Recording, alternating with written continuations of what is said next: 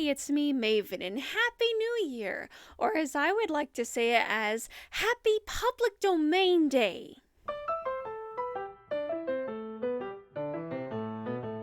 Yes, every year, more copyrights from old works expire.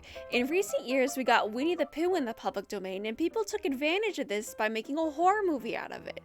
We also got Sherlock Holmes in the public domain as well, and it is only a matter of time before something you like becomes yours forever. It just might take a few decades. There are many public domain figures. Some of you I'm sure you are already familiar with, like Dracula, Robin Hood, Romeo and Juliet. Anything from ancient pantheons has allowed us to create things like Hades, God of War, and Castlevania. What is a man? A miserable little pile of secrets! These characters being in the public domain have allowed us to create wonderful adaptations of these figures. Father, when can I leave to be on my own? I've got the whole world to see. Thank you, Daddy. I knew you wouldn't say no.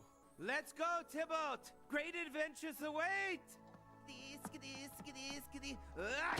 Now, the world of copyright and public domain is fun and complicated. Now, the thing is that copyrights work differently in other countries. For instance, in the early 80s, there was a production of the Phantom of the Opera in the United States called Phantom, and they had owned the rights from the LaRue estate. However, the Phantom of the Opera had become public domain in the United Kingdom already, and following that came the very successful Andrew Lloyd Webber musical.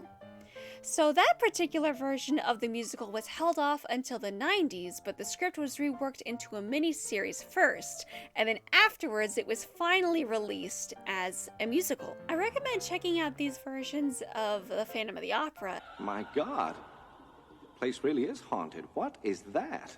Well, I know what to do. I'll kill them. Eric! Come, I'm teasing.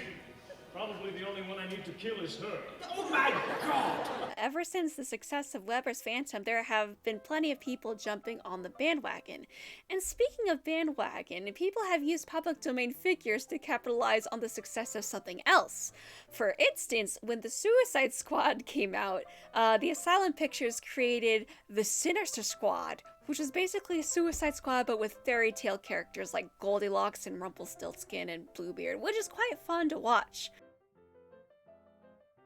But, speaking of a cast of fairy tale characters, recently this year, the creator of the comic Fables, in response to a fight with DC over rights and stuff, decided to cave and announced that his characters and world would be put in the public domain. Now, I don't know how that worked because DC still owns stuff, so it's kind of hard to say, and no matter how much I try researching it, I just get more confused.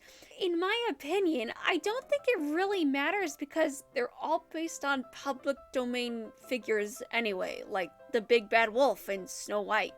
And as we all know, many, if not all of Disney's works have been inspired by stories that have already been in the public domain. But speaking of Disney, as of January 1st, 2024, Steamboat Willie will be in the public domain. This means that this version of Mickey Mouse belongs to me and belongs to you. And it's specifically this version of Mickey Mouse, not the other designs, this version. So you can't use any of the other versions of Mickey Mouse, at least not yet. You gotta wait a few more decades for that. So now we can finally do stuff with that stinky mouse. Now get a taste of your own medicine, Disney! But there are also a few more things that are also coming into the public domain this year as well. The original play of Peter Pan, which Disney has also adapted, and also this silent film, The Man Who Laughs. I particularly really like this one. I have heard that this design of The Man Who Laughs is what inspired the Joker design. I don't know how true that is, but for me, like, this story is like really heart-wrenching and sad, and so I like it a lot. Anyway, we're starting off this year with a great start.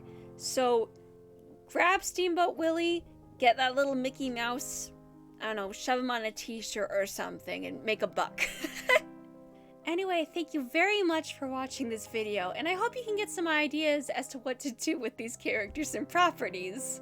Also, I'm using my Live 2D model for this video, and I hope it's not too jarring compared to my PNG sprites. But, you know, I'm experimenting, and I'll see what works. And I hope that we all have a great year going forward. Take care!